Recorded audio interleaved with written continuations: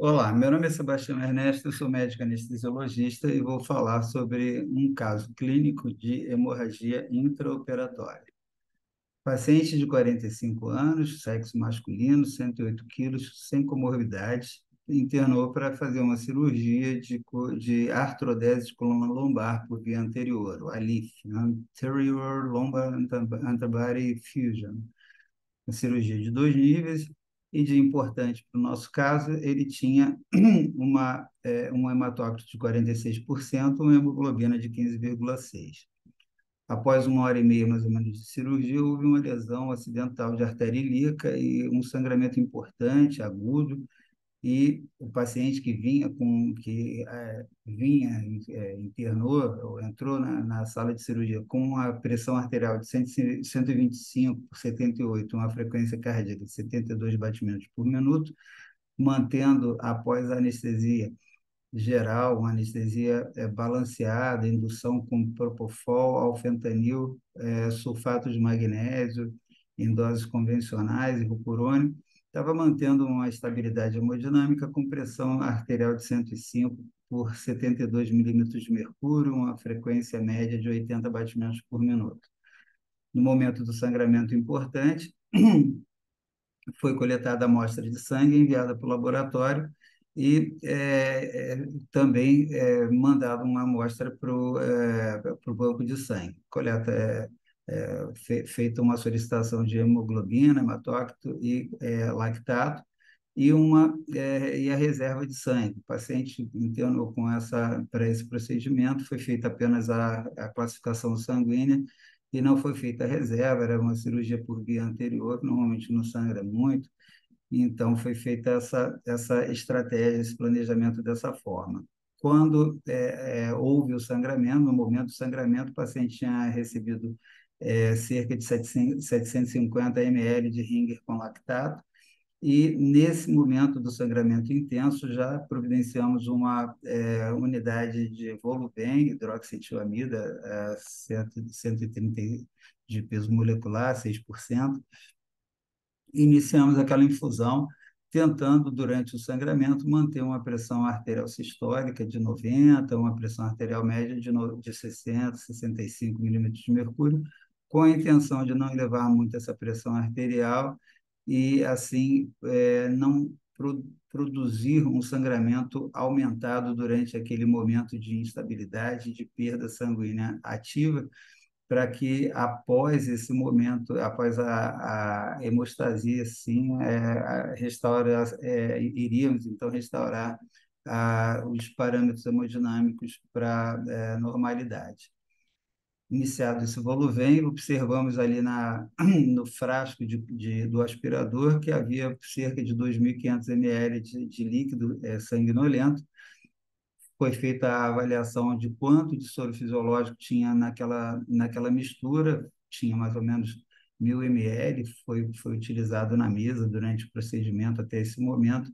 Então, cerca de 1.000 ml de soro fisiológico, cerca de 1.500 ml de sangue, é o que havia no frasco do aspirador. A pressão chegou a atingir valores tão baixos quanto 77 por 50 milímetros de mercúrio, com a frequência de 125 batimentos por minuto. Nesse momento, o sentimento era de que, apesar do paciente rígido, grande, 108 quilos, ter perdido um volume de 1.500 ml, esse volume, por ter sido perdido numa velocidade muito grande, sem dar tempo da reestruturação fisiológica e compensação daquela perda, então houve uma queda da pressão arterial, mas, segundo os protocolos, principalmente do, do, do, é, do atendimento de trauma, suporte avançado da vida em traumatologia, a perda de 1.500 ml, em geral, não chega a ser uma perda que obrigatoriamente tenha que levar a uma transfusão do paciente. Então, foi feita essa administração do Voluven, do hidroxetilamida, e já preparamos uma solução salina hipertônica a quase 7%, 6,6%, 300 ml, e para restabelecer um pouco mais rapidamente essa pressão que caiu muito mais do que era a nossa intenção, tentamos dar uma aliviada ali nos níveis pressóricos com um pouquinho de efedrina, um pouquinho de metaraminol, na busca de uma vasoconstrição momentânea para que houvesse tempo de restauração, então, do quadro macrohemodinâmico do paciente. Foi solicitado, então, o concentrado de hemácia para avaliar se haveria continuidade de sangramento, o sangramento seria conseguido, seria debelado em tempo hábil, mas com esse sangramento ativo já providenciamos a realização do preparo da bolsa de concentrado de hemácia. Como foi dito, então, o suporte avançado da vida em traumatologia classifica a perda hemorrágica em quatro classes principais, quatro classes que vão ser diretamente relacionadas ao volume de perda sanguínea. Classe 1, a perda de até 750 ml, normalmente não leva a aumento importante da frequência cardíaca, não leva normalmente a queda importante nem da pressão arterial, nem da pressão de pulso, que é a pressão, que é a diferença entre a pressão sistólica e diastólica. Pode começar a haver algum grau de ansiedade do paciente, que pode levar a um pequeno aumento da frequência respiratória, mas ainda com manutenção do débito urinário. A perda sanguínea maior que isso, entre 750 e 1.500 ml, classifica o paciente em classe 2 e aí já começa a ter um aumento da frequência cardíaca, a pressão arterial, em geral, ainda não demonstra queda significativa e começa a ter uma queda daquela pressão diferencial por causa da vasoconstrição do paciente, começa a acontecer na periferia. A frequência respiratória começa a sofrer um pequeno aumento e o débito urinário começa a reduzir se não se toma nenhuma medida para isso.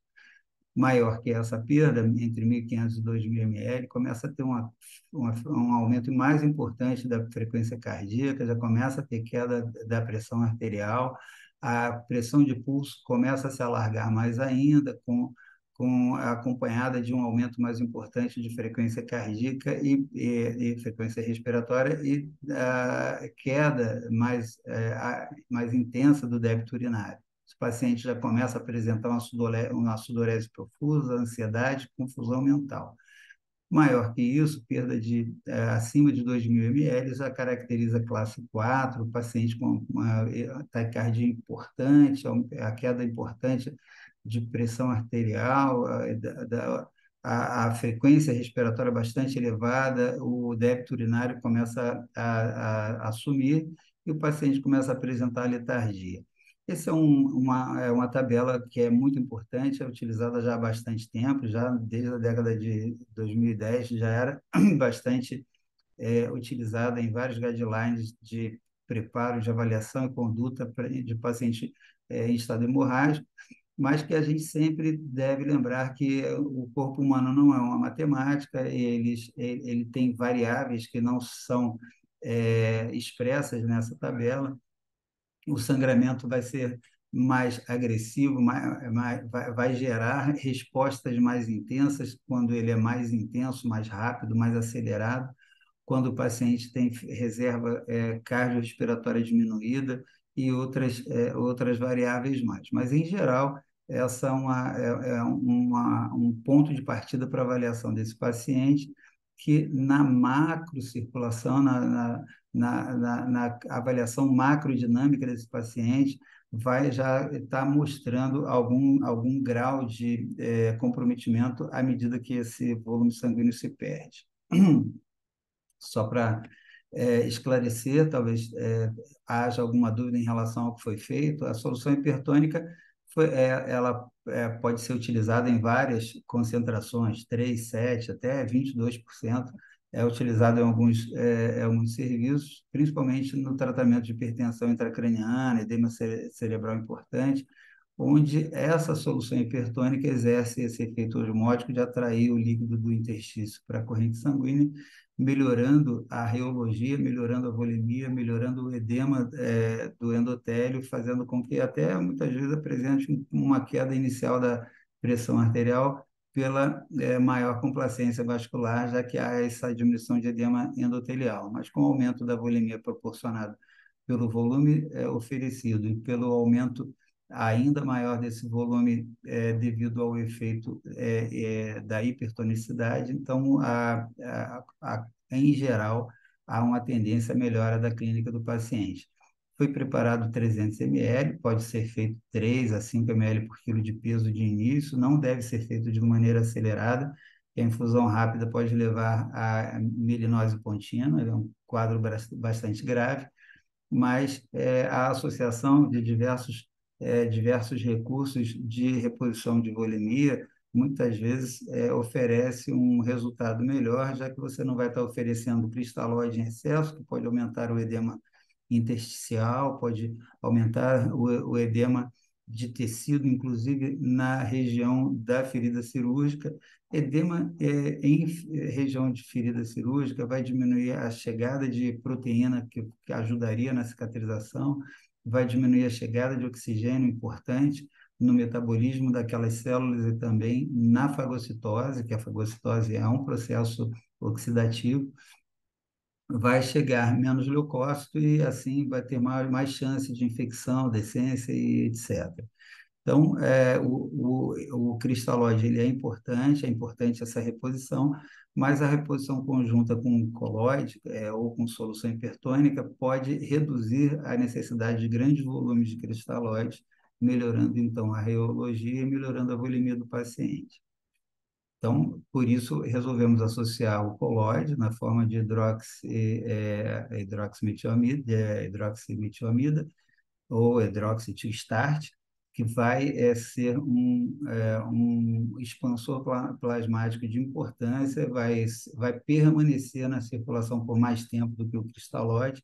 A gente sabe que o cristalóide, depois de infundido, apenas 25% em geral permanece na circulação, enquanto o colóide tende a permanecer por um tempo muito mais prolongado, numa proporção muito maior do que foi oferecido. E mais a associação da solução hipertônica, que tem os benefícios já mencionados.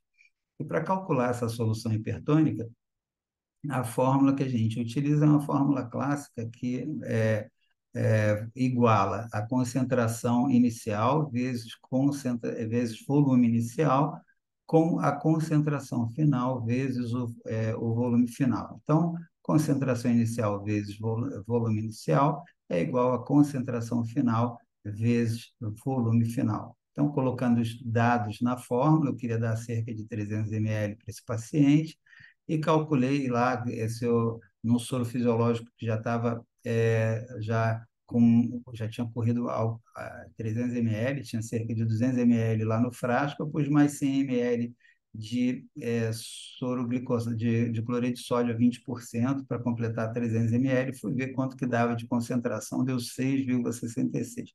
Então, uma concentração bastante interessante para ajudar no aumento da volemia desse paciente, no momento que ele tinha um sangramento agudo, o sangue ainda não tinha chegado e eu ainda queria avaliar se ia passar esse sangue ou não. Então, é dessa forma que a gente prepara. Você pode preparar 3%, 7%, dependendo do volume que você vai infundir, mas a fórmula que a gente utiliza é essa. E para saber quanto de sangue esse paciente tinha perdido e quanto de sangue ele poderia perder, várias são as variáveis utilizadas na abordagem e da avaliação desse paciente. Então, o paciente de sexo masculino, conta, supondo que ele tem um volume estimado de sangue circulante de 75 ml por quilo de peso, esse paciente vai ter, multiplicando aqui o peso por 75, vai ter uma volemia em torno de 8.100 ml. Ele tinha um hematócrito inicial de 46%, e uma hemoglobina inicial de 15,6%. A partir daí, a gente tem base para calcular uma série de coisas. O resultado do exame de sangue chegou, que foi mandado ao laboratório no momento do sangramento ativo, no momento da hipotensão do paciente.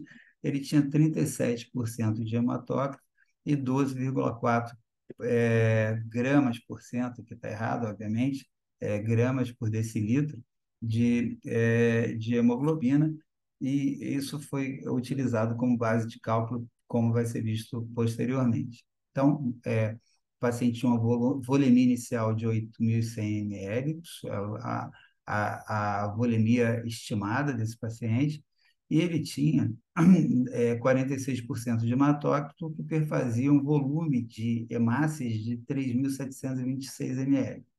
Ele perdeu 1.500 ml, portanto, ficou 8.100 menos 1.500, ele ficou com uma volemia remanescente de 6.600 ml, onde, se esse paciente perde o sangue agudamente, você coleta o sangue, ainda não teve tempo de hemodiluir, ele vai manter aquele hematócrito até você repor, até ele sofrer hemodiluição natural, promovida pelos recursos fisiológicos dele. Mas no momento agudo, se você mensurar que o hematócrito dele, ele teria 3.036 ml de hemácias naquele volume sanguíneo de 6.600 ml remanescente. Então, para atingir a normovolemia, eu infundiria de novo nesse paciente um volume satisfatório para atingir a estabilidade hemodinâmica. Supondo que no momento de estabilidade hemodinâmica ele tivesse de novo com os 8.100 ml dele, eu teria apenas 3.036 ml de hemácia. Então, dividindo um pelo outro, isso daria um hematócrito de cerca de 37,5%, uma estimativa nesse paciente se ele tivesse já cessado a sua hemorragia e no momento em que houvesse estabilidade hemodinâmica. Então, isso seria, nesse momento, o que eu esperaria que esse paciente tivesse. Portanto, o paciente perdeu 500 ml, fazendo todos esses cálculos aqui, eu já vi que depois da reposição de líquidos, ele teria um hematócrito bastante razoável para suprir as necessidades de nutrição celular e tecidual desse paciente. Bom, na sequência, então, esse paciente apresentou, além desses resultados mencionados, 37 hematócrito, aqui eu continuei escrevendo errado, desculpem, a hemoglobina 12,4 gramas por decilitro, e o lactato de 1,6. Então, o lactato de 1,6 é bastante razoável, ele não chegou a ter uma manifestação de comprometimento celular, de hipóxia celular expressiva, ainda estava num momento bastante interessante de manutenção. Se interrompe o sangramento, ele vai se manter bem, um paciente asa 1 e sem comorbidade, então ele consegue restabelecer todas as necessidades dele. Parou o sangramento, e aí eu ainda estimo uma situação desvantajosa possível. Na pior das hipóteses, eu menciono aqui, se esse paciente ele tinha 37 de hematócrito, mas considerando que ele ainda não recebeu os líquidos necessários para a restituição da volemia total dele, então, na pior das hipóteses, se ele ainda está com aquela volemia de 6.600, ainda não repus nada, e ele não fez a transferência de líquido do intestino para a corrente sanguínea, e esses 6.600 ml derivam da volemia inicial menos o que ele perdeu. Considerando nessa situação, diferente da mencionada anteriormente, ele teria, então, se tivesse 6.600 ml com 37% de hematócrito, ele teria 2.442 ml de volume de hemácias. Dividindo isso pela volemia, quando ele restabelecesse a volemia total dele, ele teria um hematócrito perto de 30%. Então, essa seria, em tese, nesse momento, a pior das hipóteses, né? Ele caiu o hematócrito dele, mas ainda não tem restabelecimento da volemia.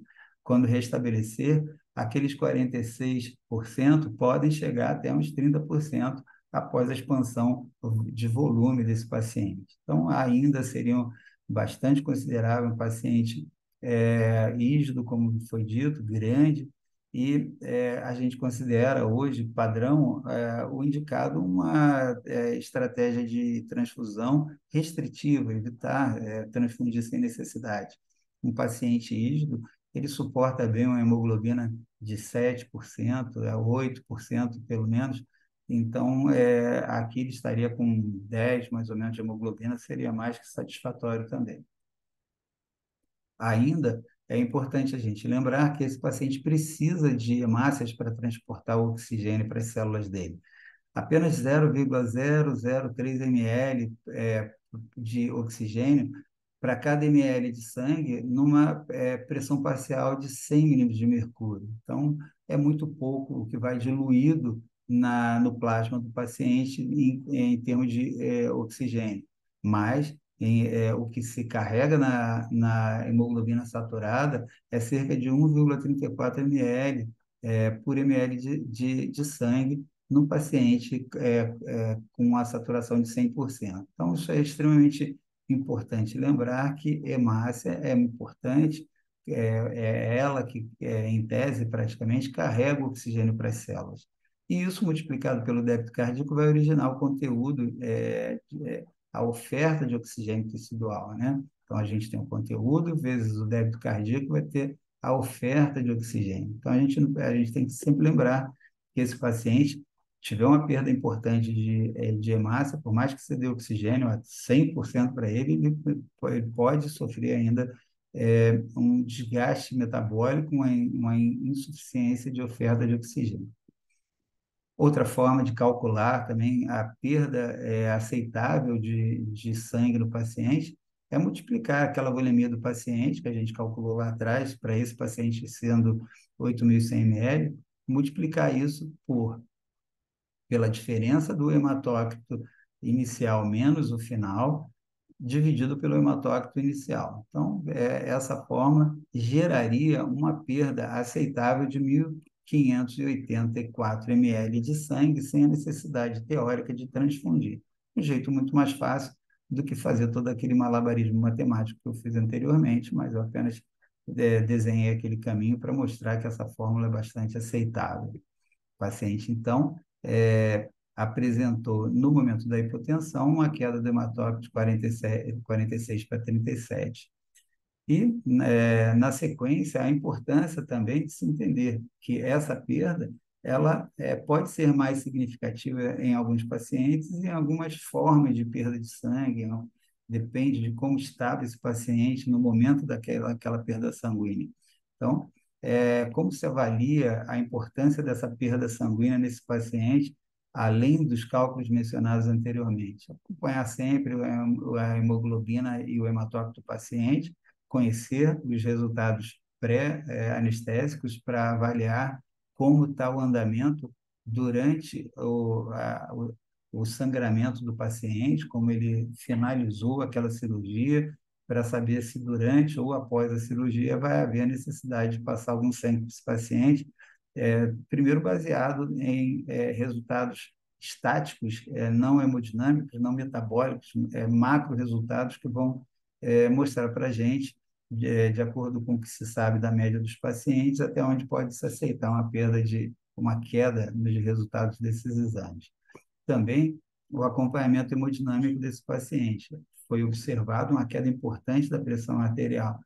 Então, existem situações mais graves que evoluem de forma mais prolongada, um sangramento mais intenso ou associado a outras complicações, como um paciente que tem uma reserva cardiovascular inferior ou um paciente que está evoluindo com sepsis.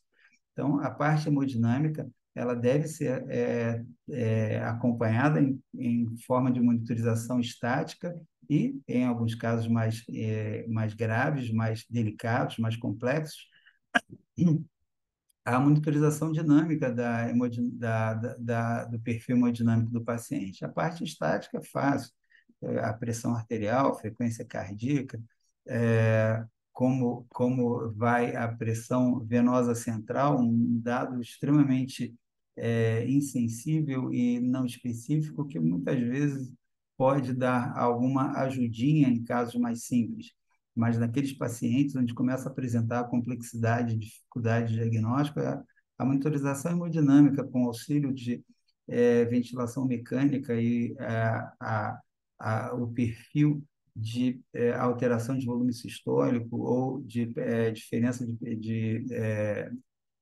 de pressão de pulso, entre outros, pode mostrar para a gente que esse paciente é responsivo a volume ou ele precisa, naquela resposta metabólica que ele está apresentando, ele precisa de mais hemácia, ele precisa de mais volume e assim sucessivamente. Para isso, também devemos lançar mão do nível do lactato do paciente, que vai sempre estar elevado naquelas situações onde há dificuldade de chegada de sangue e ou oxigênio às células. A célula começa a respirar e metabolizar de forma anaeróbica, aumentando a concentração de ácido lático, que vai mostrar para a gente que esse paciente pode não estar evoluindo bem. Outra forma de avaliar os pacientes que estão apresentando maior gravidade é observar a saturação venosa mista ou central de oxigênio, deve estar sempre ali em torno de 70%. O paciente, quando começa a apresentar uma queda nessa saturação, há necessidade de ofertar mais oxigênio aos tecidos, porque se começa a ter queda na saturação venosa, a saturação do sangue que retorna dos tecidos, isso significa que há necessidade de implementar alguma estratégia de melhora hemodinâmica ou de melhora de oferta de oxigênio, seja isso a alteração causada por uma volemia que se perdeu, um coração que não está contraindo bem, ou uma quantidade de hemácia que não está sendo satisfatória para a oferta de oxigênio tecidual. Em algumas situações, como na sepsis, por exemplo, a saturação venosa mista ela pode estar até aumentada, mesmo no paciente que está com hipotensão ou até com choque hemodinâmico. E essa saturação, quando começa a se elevar, é um sinal de que, estando bem ou mal essa hemodinâmica do paciente, começa a ter complicação a nível celular, principalmente mitocondrial, onde a célula não consegue mais absorver aquele oxigênio que passa ali pelos capilares para a utilização. Então, há uma alteração metabólica celular importante com dificuldade de utilização do oxigênio. E aí, nesse caso, o gap de CO2 é muito importante. O gap de CO2 ele vai mostrar para a gente estritamente como está a microcirculação. É conhecido que há uma diferença entre o CO2, tanto de conteúdo quanto de pressão parcial de CO2 arteriovenosa, que é um padrão de normalidade. A diferença, o gradiente de pressão parcial de CO2 arteriovenoso é entre 3 e 5 milímetros de mercúrio, mais ou menos. Então, isso é importante que se avalie nessas situações onde há dificuldade diagnóstica, porque diferente da oxigenação tecidual, é o fluxo sanguíneo na microcirculação que vai fazer a alteração desse gap de CO2. E outra coisa que pode ajudar também nas medidas mais simples, emergenciais e mais rápidas, é o índice de choque. O índice de choque, que é a divisão da frequência cardíaca pela pressão arterial sistólica e que, em geral, está normal no paciente, que mostra 0,7 de resultado. Quando esse resultado começa a aumentar, é provável que esse paciente vai evoluir com um desfecho negativo, com aumento do ácido lático e com aumento da mortalidade de 28 dias. Normalmente, paciente que evolui com índice de choque superior a 0,9 tem um aumento progressivo da necessidade ou da incidência de necessidade de transfusão. Então, esse acompanhamento metabólico, muito importante, leva em consideração, segundo essa publicação de 2018, já a necessidade de utilizar esse gap de CO2 e, a partir da diferença do resultado da saturação venosa de oxigênio, a gente pode já colocar nesse fluxograma para ver se está muito baixa essa saturação, se o paciente está precisando de oxigênio na célula. E ele está precisando de oxigênio por quê? Será que é porque ele está com hemoglobina baixa, ele está com pouca hemácia?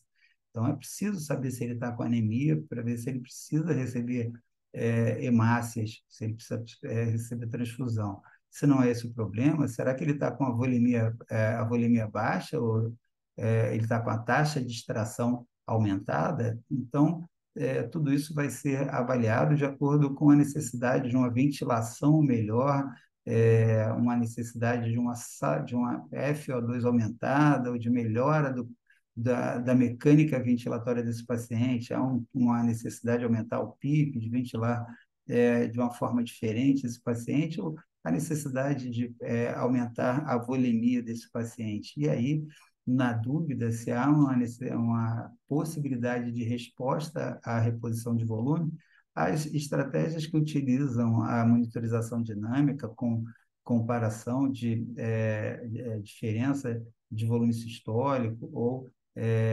variação de pressão de pulso, pode mostrar para a gente que esse paciente que apresentando esses resultados alterados, ou seja, a variação de volume sistólico acima de 10%, variação de pressão de pulso acima de 13%, provavelmente esse paciente vai responder bem a volume e a reposição pode trazer uma melhora no resultado final, que é o desejado, que é a elevação da saturação venosa mista ou venosa central de oxigênio. Por outro lado, se ele não responde à reposição de volume, o que ele pode ter? Ele pode estar necessitando de uma melhora na contratilidade miocárdica, ele precisa de um inotrópico, ele precisa de um vasoconstritor para melhorar aquele eventual problema distributivo que ele pode apresentar.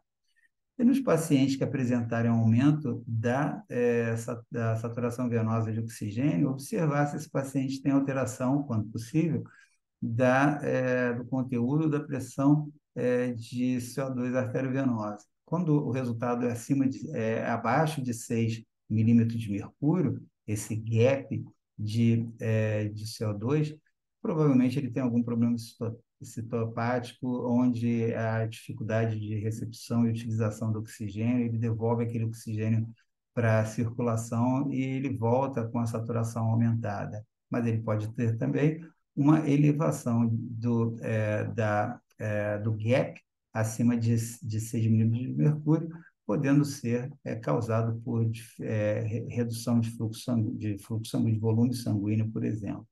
Então, essas estratégias devem ser conhecidas e alguns fluxogramas podem até trazer alguma facilidade maior. Nesse aqui, ele apresenta o início da avaliação do paciente pela gravidade estipulada pelo resultado do lactato do paciente. Lactato abaixo de 2, o paciente está um pouquinho melhor, né?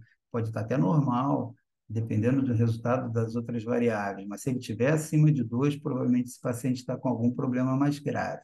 Se ele está com o lactato acima de 2 mEq por litro, e ele apresenta uma redução da saturação venosa de oxigênio, tem que ser avaliado se essa saturação venosa está baixa porque ele tem, no caso do gradiente arteriovenoso de CO2 abaixo de 6, provavelmente ele precisa de melhorar a performance miocárdica ou a volemia, ele está precisando melhorar o débito cardíaco de alguma forma, tem que descobrir, através da monitorização, qual é o ponto do circuito hemodinâmico dele que está em falha, se é a volemia, se é a contratilidade miocárdica. E se ele está ele tá com aumento da contratilidade do débito cardíaco, e nesse caso, quando ele está com a queda do gradiente arteriovenoso de CO2, significa que a parte microvascular está boa, tá? Perdão pela confusão, mas quando o gradiente está abaixo de 6, significa que a parte microcirculatória está boa, ele está conseguindo eliminar o CO2. Então, se ele está com essa queda de saturação venosa de oxigênio, não é por causa da microcirculação. Esse paciente pode estar apresentando, por exemplo, uma anemia, uma queda da concentração de hemoglobina o hematócrito. Então, esse é o caso mais fácil, né? O paciente está com lactato alto, saturação de oxigênio baixa, e a PCO2 está com o seu gradiente lá reduzido. Então, se ele está com o gradiente reduzido, a parte hemodinâmica está boa, o que está faltando é ou hemácia ou volume, e isso tem que ser corrigido dessa forma.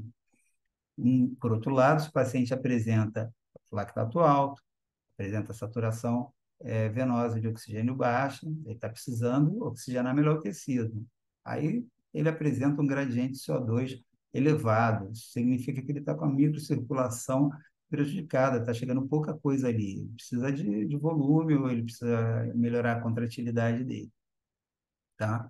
Então, a diferença aqui, a utilização do gradiente de CO2 arteriovenosa, arteriovenoso, vai nos direcionar, ou quando o gradiente é abaixo de 6, para problemas que não são relacionados à microcirculação, e sim à chegada, a quantidade de oxigênio que está chegando, enquanto se ele apresentar aumento do gradiente arteriovenoso, significa que ele pode até ter uma anemia, mas ele provavelmente tem de importante também uma diminuição da capacidade microcirculatória, seja por diminuição da volemia, por diminuição da contratilidade, e pode até ter também anemia, mas aqui nesse caso, o CO2 está apontando para alteração na microcirculação.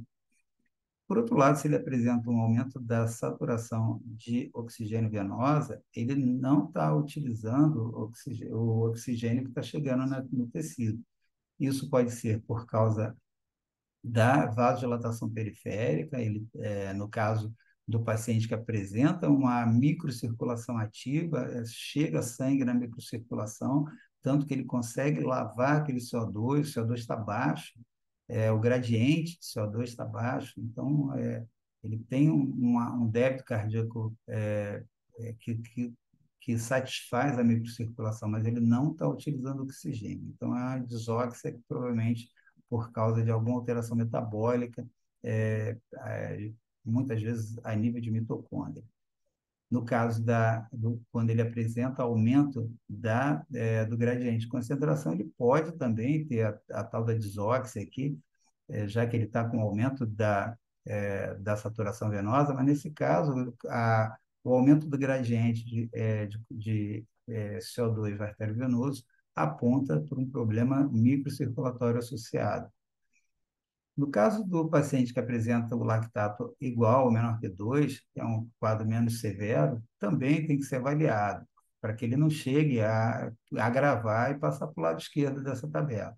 Então, de novo, ele pode apresentar uma saturação venosa mista, abaixo de 70, que vai mostrar para a gente que ele está precisando de alguma forma melhorar essa oxigenação tecidual. Aqui ele não está falando, por enquanto, de fluxo microcirculatório, está falando que está precisando de melhorar a oxigenação tecidual.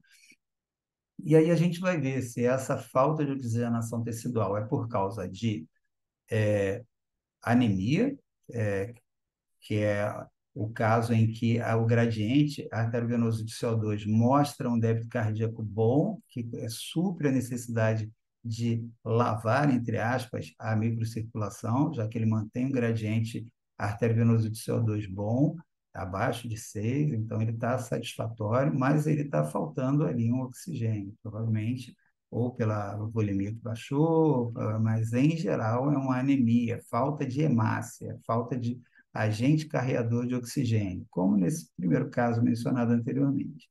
E no caso que ele apresenta uma elevação do gradiente, um aumento, um alargamento do gradiente arteriovenoso de CO2, então aqui ele tem uma queda do débito cardíaco, ele tem uma desóxia, mas é porque ele precisa melhorar o fluxo de microcirculação, como nesse exemplo aqui. Então, ele tem que melhorar a oxigenação tecidual, ele pode até ter anemia, aqui ele não consegue precisar, mas com certeza ele precisa melhorar a microcirculação, seja melhorando a volemia, seja melhorando a parte contrátil. E, de novo, aqui, o paciente apresenta uma elevação de CO2 em território venoso, aumento da saturação venosa de oxigênio, a gente vai ter que ver se ele apresenta uma PCO2 com um gradiente arteriovenoso abaixo de 6, que é compatível com a normalidade, ou se aumenta esse alargamento esse gradiente, aí ele vai ter um problema microcirculatório, e se ele não tratar, isso aqui vai acabar evoluindo para o lado de lá, tá? Então, é sempre importante acompanhar o lactato nessas situações em que há instabilidade hemodinâmica e ou metabólica periférica, a microcirculação está comprometida, será? Ou é falta de oxigênio? Se o lactato aumenta, se o lactato apresenta elevação, é mais preocupante, mas se ele não apresenta, também a gente tem que acompanhar para ver se a saturação venosa de oxigênio está boa e se o gradiente arteriovenoso também está saudável. Se não tiver, a gente tem que buscar as causas dessas alterações e esse caminho aqui, ele em geral aponta bem a saída, o caminho estratégico a ser seguido. Outra coisa importante também, e aconteceu já comigo em outras situações, é a manifestação orgânica em alguns órgãos-alvos importantes. Pode aparecer nos pacientes que apresentam instabilidade hemodinâmica ou alguma outra alteração durante o sangramento, o paciente começa a apresentar uma arritmia ou apresenta uma inversão de uma onda T ou uma modificação da anatomia da onda T, isso aí começa a preocupar a gente, independente do volume que o paciente perdeu, a gente tem que buscar a causa disso. Se o paciente está sangrando, e ele tem diminuição da reserva coronariana, isso aqui se apresenta de maneira mais expressiva e mais fácil. Pacientes idosos muitas vezes apresentam muito precocemente alteração a nível de monitorização de nível de hipnose. Um paciente com uma monitorização com índice espectral que começa a apresentar subitamente, durante aquele sangramento agudo, surto de supressão, então a gente precisa se preocupar, né? A esse paciente pode ser que ele não esteja suportando aquele sangramento que um paciente mais rígido suportaria. E acompanhar também a parte metabólica e ácido básico do paciente, não sempre para corrigir aquele pH que está chegando a 7,3, 7,2, mas para corrigir a causa daquele pH que está se alterando. Isso pode levar a alterações eletrolíticas e alteração da liberação de oxigênio tecidual. Se você mantém, durante aquele período inicial de acidose no sangramento ativo, e a acidose não é tão extrema, acima de 7,2, você pode manter isso saudável, porque essa acidose vai ajudar essa hemácia a liberar o oxigênio para o tecido. Bom, essas são as nossas fontes utilizadas. A gente vai continuar no segundo vídeo falando sobre as estratégias de reposição de volume, as opções que a gente tem e mostrando quais as vantagens e desvantagens de cada um. Espero que tenham gostado do conteúdo. Muito obrigado pela companhia. Quem gostou, dê um like aí, compartilhe. Muito obrigado.